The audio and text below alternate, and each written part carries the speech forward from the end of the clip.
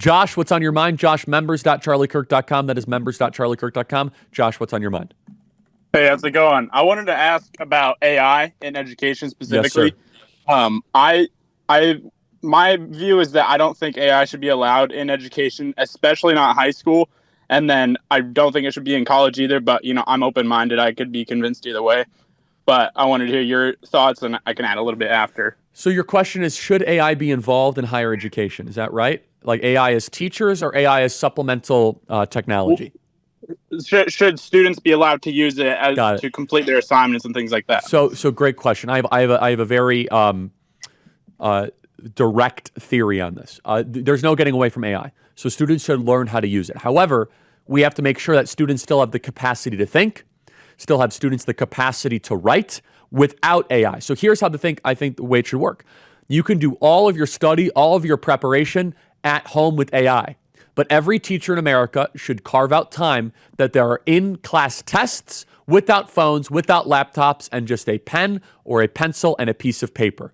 If you want to use AI as a preparatory tool, if you want to use AI as a tutor at home, God bless you. That's fine. Great. But the assignment that should weigh the heaviest, and I hope every teacher listening to this understands this, the assignment that should have the most weight for your grade should be a non-technology in-class test where students have to prove that they can still write with their hand, not on a laptop, no internet connection, and pure confiscation of all the phones. Put your phones in the bucket, put your phones in the bag, we're closing it. Boom, here's a piece of paper. Here is your pen. Here's a pencil. And by the way, bring back cursive while we're at it. Cursive is good for the brain. Yeah. Cursive is very good for the brain.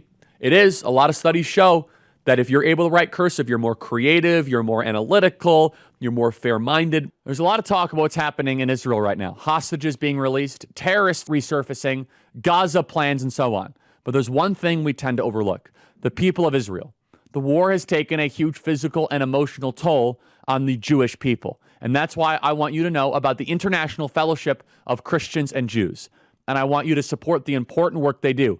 IFCJ is on the ground throughout Israel, providing food and life-saving aid to the sick and elderly, even released hostages and their families. Join with me and visit ifcj.org/learn more.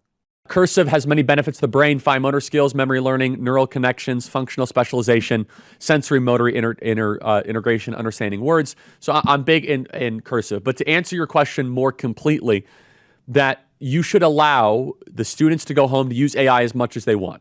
Because AI can actually be a very, very good thinking partner and a very good tutor. I do it all the time. For example, when I was preparing for the program the other day and I want to learn more about Islam, I spent an hour with ChatGPT just asking questions about Islam. Do they believe that Muhammad is sinless? Do they believe that Muhammad is the greatest person ever lived? Was Muhammad in the Quran? And what is a hadith? I can get it so much quicker on ChatGPT if I want to learn. So I don't use ChatGPT to write that. That's a bunch of BS. Instead, it's like help with research.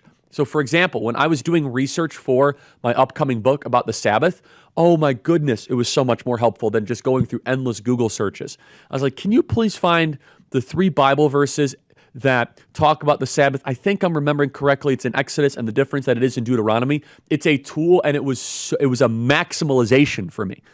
And so if students use it as a tool to actually become better human beings, great. But they need to prove that they become better human beings. They need to prove.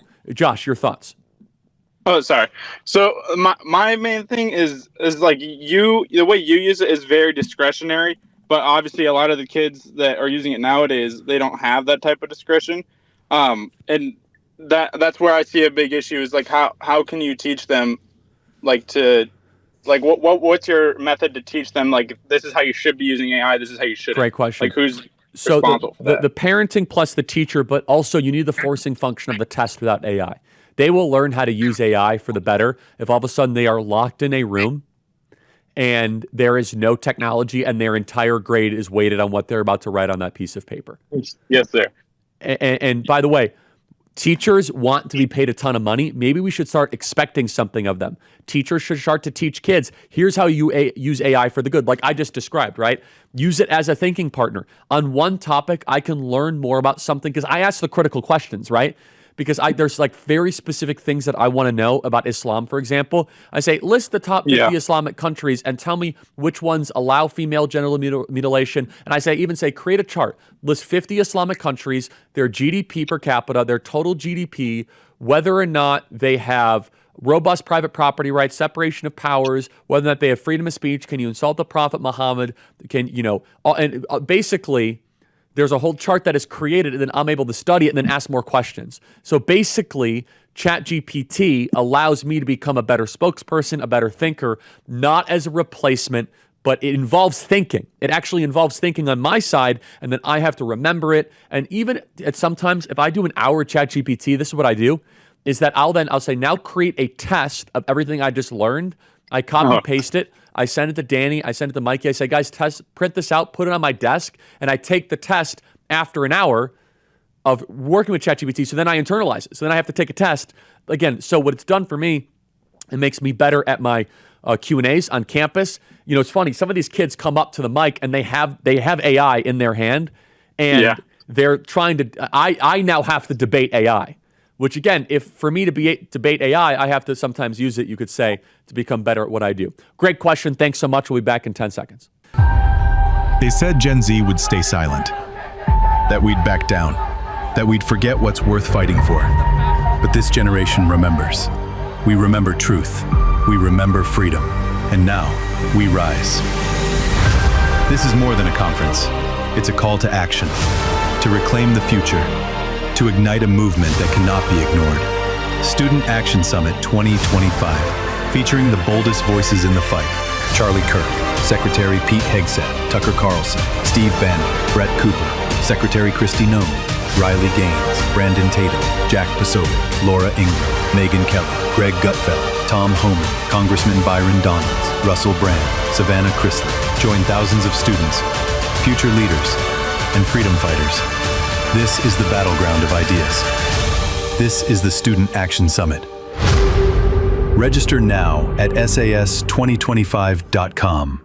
That is SAS2025.com. We have Real America's Voice that will be there. We'll be doing our shows. Steve Bannon will be there. Jack Posobiec will be there.